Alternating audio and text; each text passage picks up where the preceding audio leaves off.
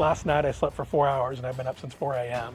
And that's me. I mean, I'm 30 years old, 5 years married, got 2 kids, full-time job, I'm in ministry. And so I wanted to talk about like leadership from empty. I think it can grind a man down if he's not finding places to fill his cup. You talked about having an empty cup, which there's a lot of truth to that. The way I filled my cup was through. Men in the Arena Army, we salute you. Hey guys, thanks for listening to this episode of the Men in the Arena podcast. I'm Jim Ramos, your guide and host, leading you to your best version in the stress bubble of life and beyond. Welcome to the #1 podcast for Christian men in the world. Anyway. Hey guys, I'm excited to have my friend Nathan Lawler on this Average Joe episode. Now remember, Average Joes are just my buddies around town, guys I've ministered with, guys I know. We call them Average Joes, but make no mistake about it, there's nothing average about these guys. There's a reason they're on their show. Nathan's no different. He's been in full-time ministry for 8.5 years, 5.5 years here leading a church here as the campus pastor, doing a phenomenal job. And he's also on the speaking team at our local men's gathering called the MAG, the McMinnville Area Gathering for Men. Tremendous teacher. I love having him as a part of our team, and he's also on the Man Camp planning team. So for those of you plan on going to Man Camp this year, sign up, start December 1st.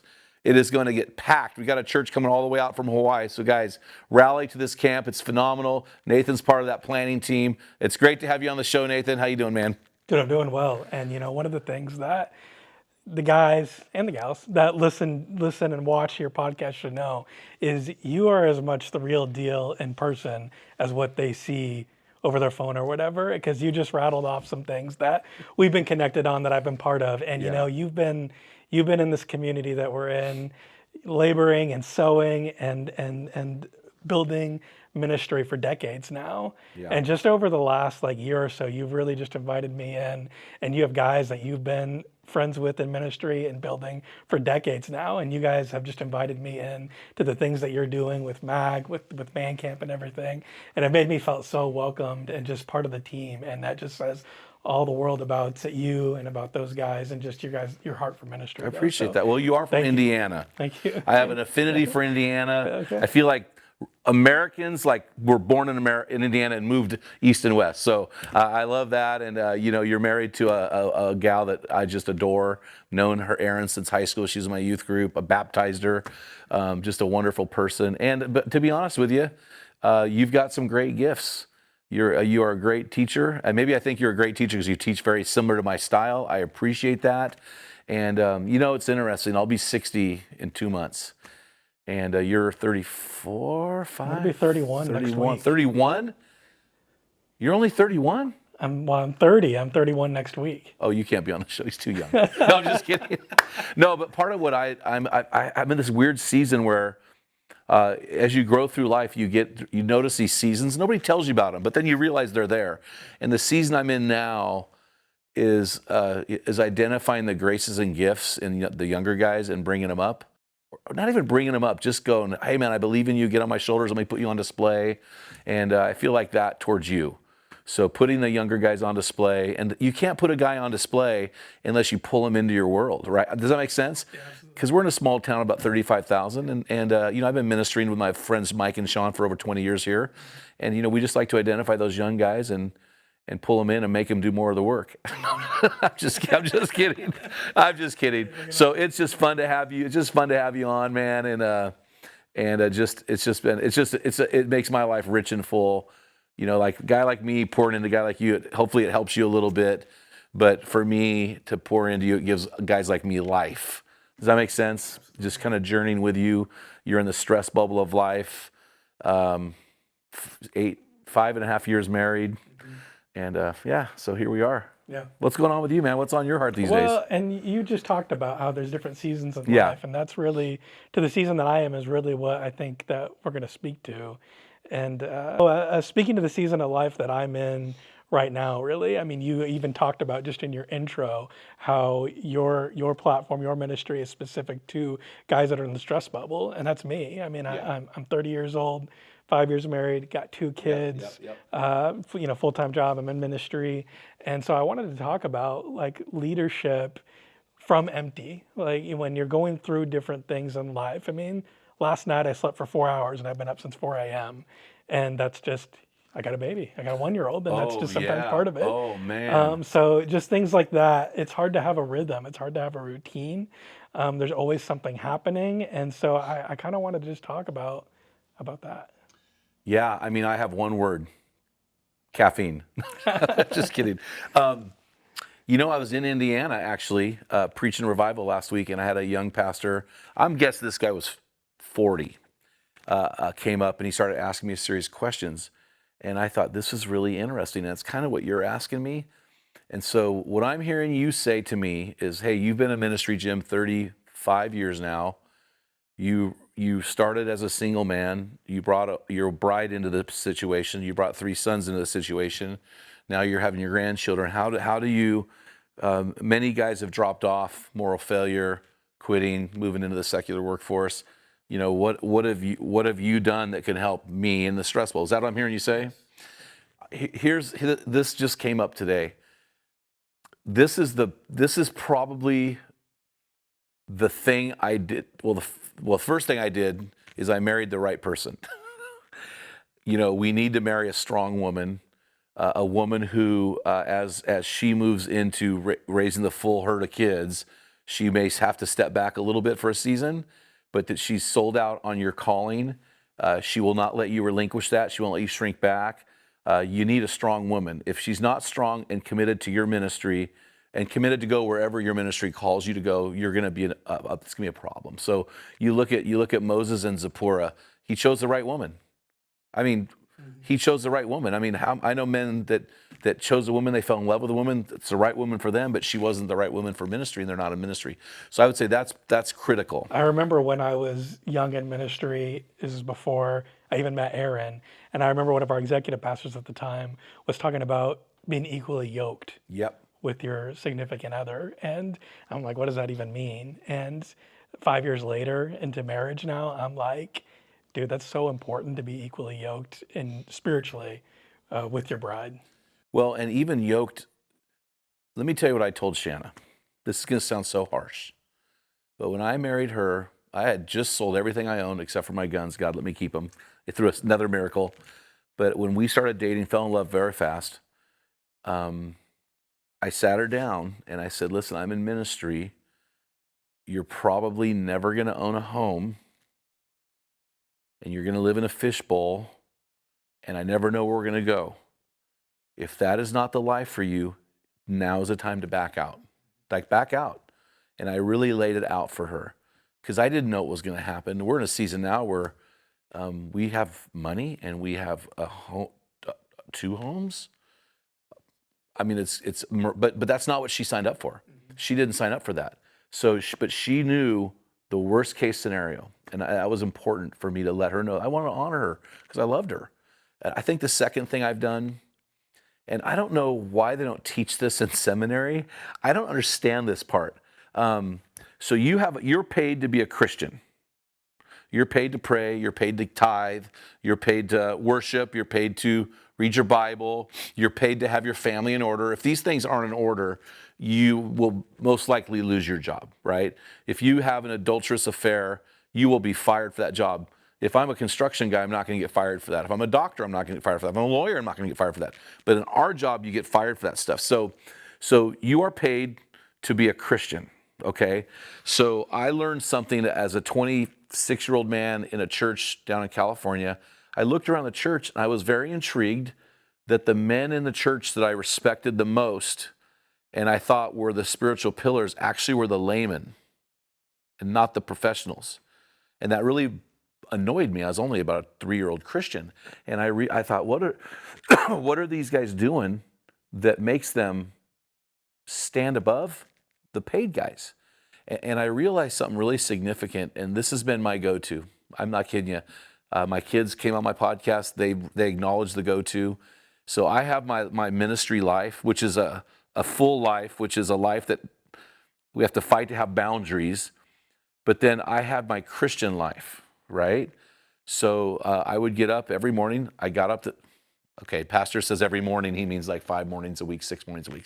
So I would get up every morning and I read my Bible, pray, And then the kids would come and I'd make them breakfast because I love to cook, and then we'd have our devotions as a family. But the critical thing for me is I'd read my Bible and pray. And then I would go to work and I'd prep my Bible studies and sermons. Those are mutually exclusive. My relationship from Jesus is mutually exclusive. You talked about having an empty cup, which there's a lot of truth to that. The way I filled my cup was through my personal devotional life with Jesus. I remember working for 10 years in California. I would get up in the morning, I would work out, send the kids to school. I'd actually ride them to school, or I'd walk them to school, do breakfast together. And then I had already read my Bible, and I had this routine. I would go get a cup of coffee. We lived on a little bay. Get a cup of coffee, and I'd spend an hour walking the bay and praying. And then I would show up to work at about 9 o'clock, 9:30. And so that was my go-to. So that to me is critical. And then the other thing I do is I would volunteer, because in the church I can't volunteer because I'm paid to work there.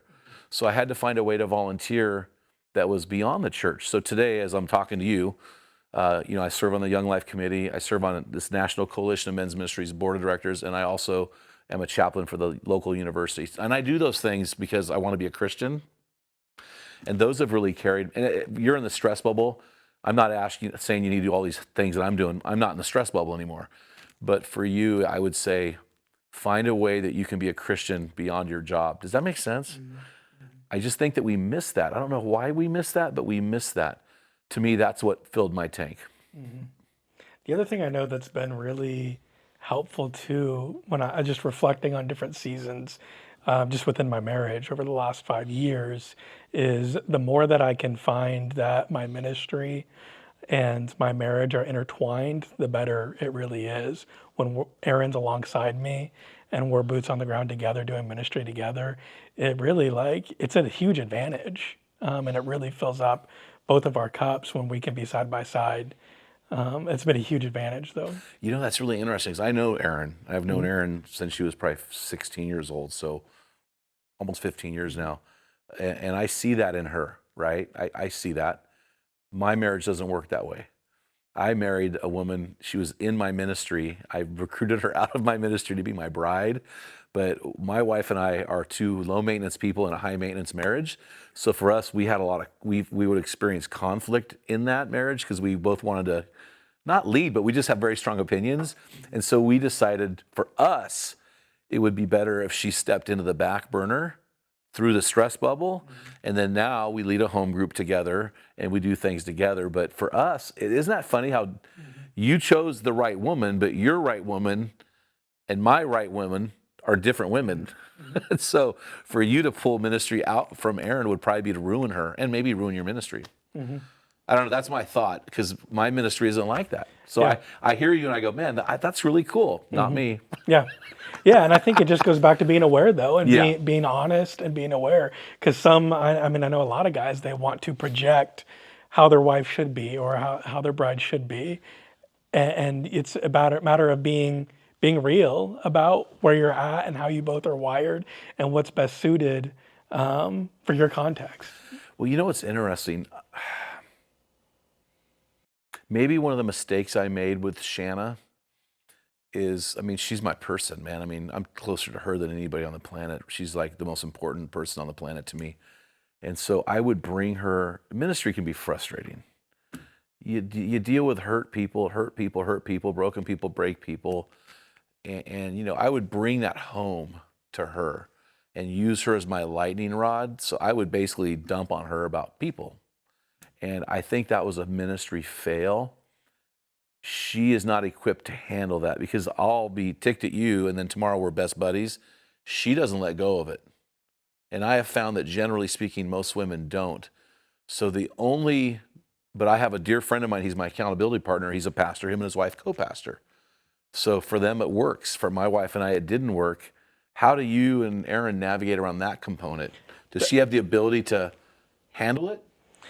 So that was something that I identified in the first year of our marriage. I think I was doing some of that where I was going home and dumping. And then again, this is kind of specific as a pastor. Yeah. I recognized okay, if I'm dumping on my coworkers to my wife, I'm dumping on other pastors in the church. Yeah. And I have a responsibility to protect my bride in that. Yeah. I don't want her to have hard feelings against her own church that she goes to just because it's my place of work. Yes. And I'm going to have some issues because that's how any job works, even at the church, unfortunately. It's a reality. We're imperfect beings working for a perfect God. So she's she's woven into your ministry, but not to that level. Not to the level. There's definitely a buffer that I'm there, and so the things that she's doing are things that I'm bringing her alongside of, and then asking her to do with me. Yeah, the hard part about ministering while you're in that stress bowl with the kids is using wisdom to discern how deep you go in ministry together, because at the end of the day, somebody's got to raise those kids. And I've seen couples that were so deep in ministry, they neglected their kids, they neglected their marriage. And so, or their marriage blended with their ministry so much they couldn't separate that. How do you guys do that? Or do you find that's a challenge for you?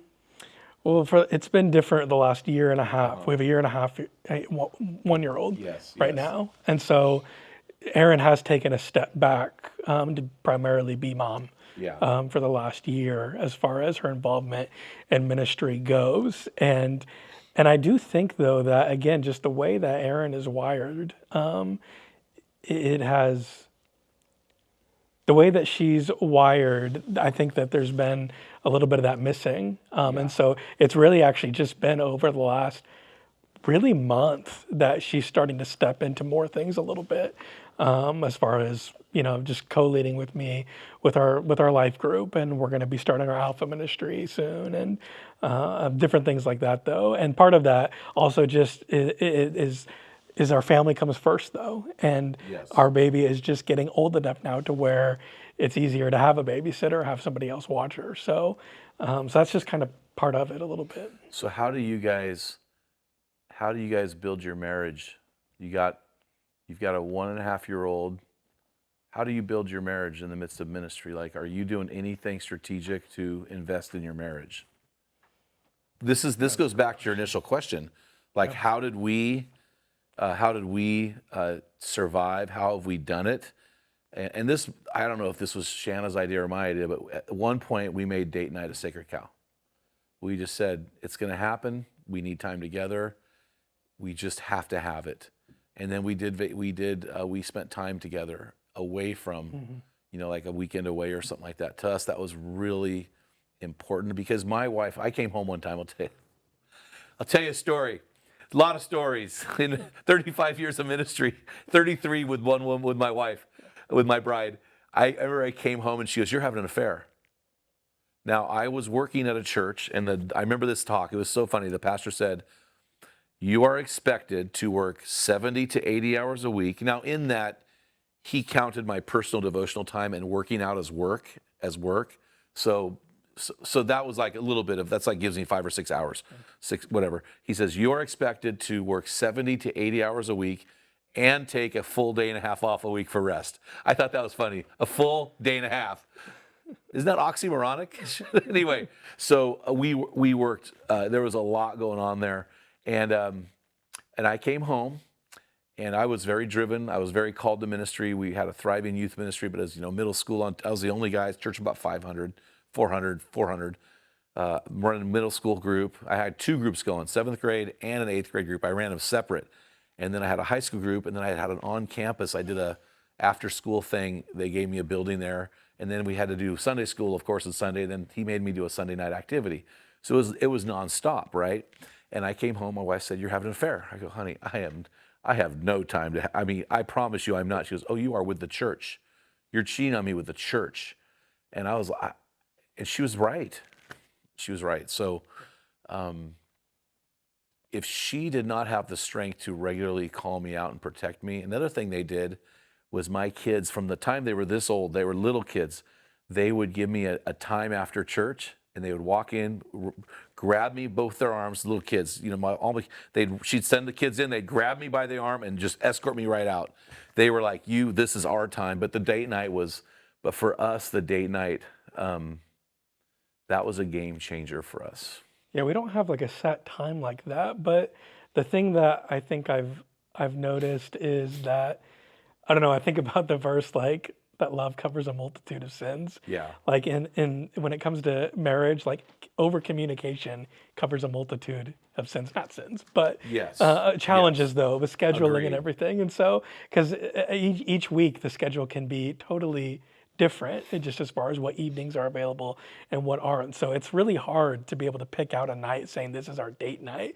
But if I can look at the week out and say, hey, this is what I'm doing this night, this is what I'm doing this night, it's kind of a crazy week, but here's where I have some time, and we can figure that out. And the thing that's great too is, again, with our context, Aaron works from home, and so we have some flexibility within that on when that time might be.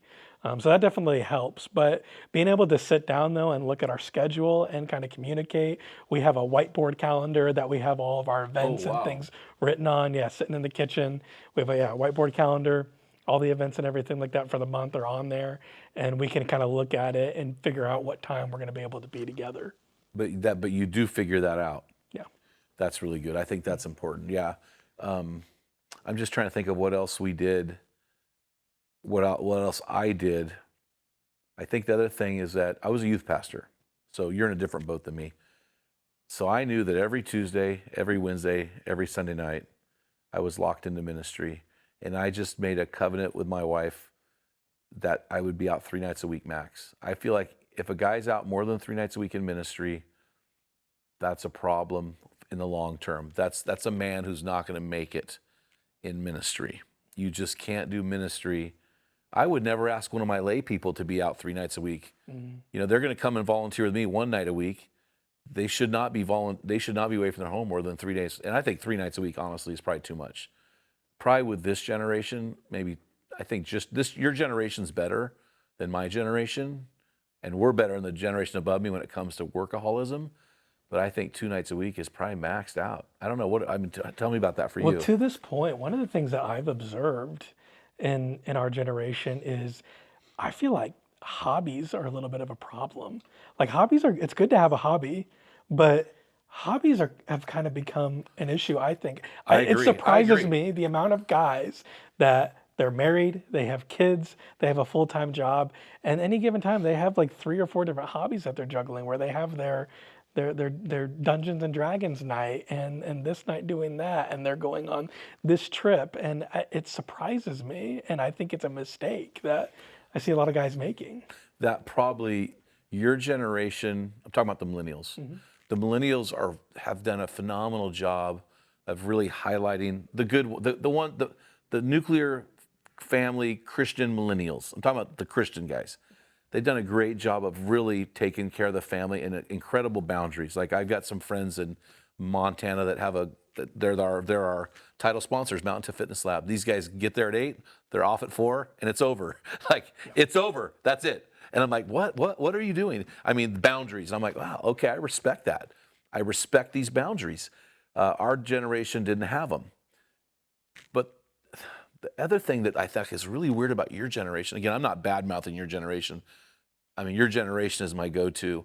I mean, I love your generation, but I think your generation tends to be, with all the information that you guys have, you tend to be a little bit frivolous with your money and time. Like the guys I'm a hunter. I'm looking at these 28, 29-year-old guys that are buying top-end hunting equipment, guns. I mean, my sons are so frugal. That's why they own multiple homes.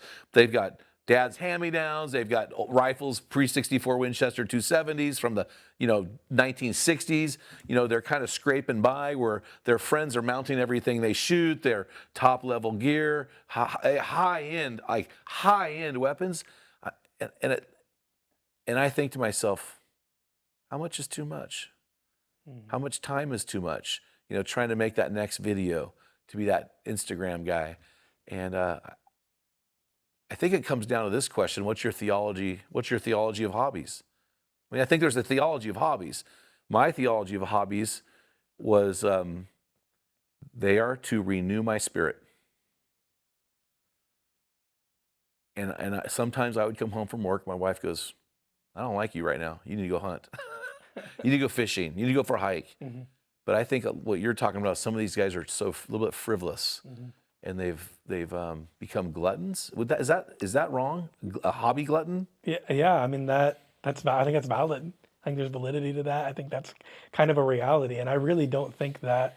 I would say once a week, as far as one night or whatever it is that your hobby is. I think that once a week, no more than that, is kind of my advice. And your money. Yes. I mean, come on. Yeah. Like listen, let me tell you something. Let me tell you something.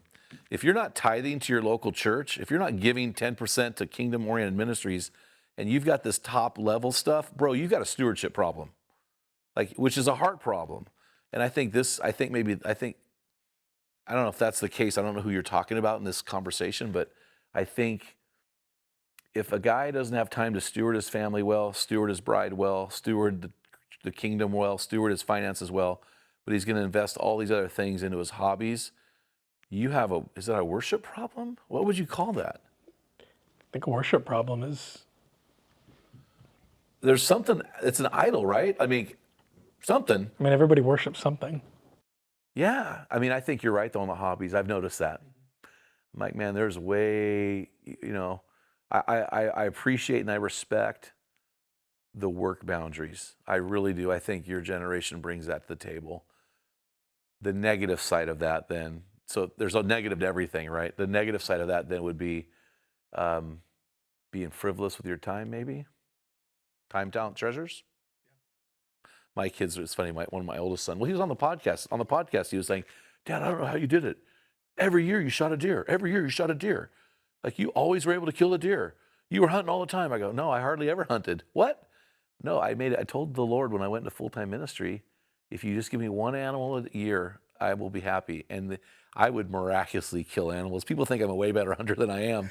God would just be like, he'd deliver the ram in the thicket to me. There it is. And I'm like, thank you, Lord. And he just did it. And I think there is, but see, this is the thing we need to understand.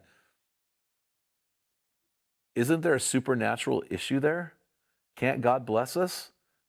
Can't God give us more in the time we have if we honor him? Like you give, you tithe. I mean, but God helps us financially without that 10% or whatever we're giving. He supernaturally does it. Yeah. And again, that's where it goes back to, it helps when your spouse is that way as well. And I mean, I shared this recently in a message in front of the whole church. I mean, you talk about being vulnerable in a message. This last year, we've been in a vision initiative at our church. Yeah. And man, when we made that commitment Sunday, that was tough. And finances, that's been a tough one for me. And God has really done a work on my heart over the last year through that. And I remember Aaron and I sitting in that front row, making that commitment on that Sunday. And we're not bickering, but we're going back and forth. There's an exchange. And, I had a much more reasonable number, and she had, the God-sized number as far as our budget and our income goes. And we wanted to take this step of faith because, again, we want to be a part of the building of what's happening in our community and in our church and what God is doing. And it's never about the amount; it's about the heart. And I think that's what you've got. It 100% is. It 100% is. I was reading in the Bible yesterday in Philippians 2:13. I'm going through Philippians that God, He wants to work. He works in us to will and to work His desire. And then today was ironically to not grumble or dispute or argue. And I thought, our goal is to do whatever God wants to do, and then not grumble about it and complain. Like I was telling a guy just today, when we were in ministry, this is humbling. I have a high level degree from one of the most reputable universities in the country, and I went into ministry. And 5 years after I'm in ministry, I'm getting food stamps to feed my family because the ministry's not paying the bills. It's easy to grumble and complain, but we've got to go back to what is God saying to us to do, and are we going to work it out for His good pleasure, or are we going to grumble and complain the whole time? And if we don't have a spouse that's on board, This isn't ministry. I'm not talking about ministry. I'm talking about life. If we don't have a spouse that's on board, they marriages that have the highest level of marriage satisfaction, this opposites attract thing. Listen, if you're a guy and you're a girl, you're already opposite. Okay, you're already opposite. So let's throw that Hollywood lie out. But realistically, statistically, the marriages that have the highest level of marital satisfaction are the marriages that have the most things in common. Spirituality, sexuality, leisure, family, child rearing. I think politics is important because it can be a huge polarizing thing. And so I think you're right. If you don't have that person, you're going to struggle. And I think as men too, like how do we continue to raise the bar too wherever we're at when it comes to this? Because the other thing I've been thinking a lot about that I've just been really convicted by is Paul's words in 1 Corinthians chapter 11 verse 1, where he says, "Imitate me as I imitate Christ." Like, and I read that the other day and I thought, man, do I feel comfortable telling a guy that to imitate me as I imitate Christ? Am I living boldly enough in my faith to tell other guys that, to tell the people around me, to tell the people in my church that? That's I'll tell you what. Well, the younger guys for sure. I think what I found when I was your age. What I found when I was your age is I wanted everybody to imitate me as I imitated Christ. But what I didn't realize was I'm like, why aren't they doing it? Why aren't they doing it? And the older I get, the more they did it. And now at 60 almost, I'm seeing more of that happen. What we have to embrace. Moses embraced it. Jesus embraced it for 30 years. Moses 40. Paul 11 years. We have to embrace obscurity. Obscurity is a gift from God. We have to embrace it. So yeah, do you want to live your life in such a way that others would imitate? Yes, absolutely yes. All day long, yes. But at what point will they actually start looking at you going, oh, that's the guy? Well, you've got to get some water under the bridge. You've got to live in obscurity. I think a lot of times the stress bubble is a time of obscurity. You're a 31-year-old man with great gifts. You're in full-time ministry, but you're also in a season of obscurity. I mean, honestly, you're not where you're going to be. Like what you're going to be is going to be way bigger than where you are. You're in this season of learning, season of obscurity, and you embrace it and you're faithful. And I have just found for us, just looking at our journey over the years, decades, is like just those being faithful in those little things compounded over time. It really does add up. It really does. But man, it's hard to be faithful because ministry, marriage, raising children, it's a grind. And nobody's applauding you. It's hard. And so we just have, and I think that's why your first question was like dealing with why people get out of ministry. Ministry's hard because ministry, you don't get paid a lot. You get a lot of critique. The expectations for a holy lifestyle are there. It really, and then Sunday leaves and a whole other Sunday's coming. Ministry just never goes away. Jobs, there's a lot of ebb and flow to the work and different things, but ministry doesn't do that. And I think it can grind a man down if he's not finding places to fill his cup and to fill his marriage and to fill his children and to fill his life. I think hobbies are important to fill his life. And so, and I think the other thing too is, I was talking to my kids. My kids, they're at the point now they're finally going, Dad, you are a rich man. Like, you are a rich man. And they're not talking about material stuff. There's a wealth that comes, God's wealth, that in ministry we have to recognize there's a wealth that we can't see. Paul said in 2 Corinthians 4:18, that which is seen with the eyes is temporary and that which is unseen is eternal. And I think it's having that eternal mindset that realize there's something beyond this worldly wealth. I think a lot of ministry guys get caught up in that. I've seen it. I've seen it. They go, man, I've been getting grief from all these people. I'm in this church of, let's say, 100, thrown out a number. I'm not getting paid anything. I can go get a job. I mean, I did the math. I think you can get a job at McDonald's now, $20 an hour. That's more than a ministry guy makes. It's probably more than you. I mean, if you think about a full-time job, that might be more than what you make. It's kind of sad. So, I don't know, man. It's hard when you're in that stress bubble too, and you just talked about all the things that are already grinding you down. And again, it's this upside down kingdom that God has laid out for us through his scripture, where upside down. we need to keep taking these steps in faith and trust in him. And the more that we do, the more that he will give us, the more that we're faithful to him, the more that he'll entrust us with. 100%. That's what he does. It's a test. Like he's how much can you be faithful in this little thing? Like for me, it was, can you be faithful with 12 to 17-year-olds?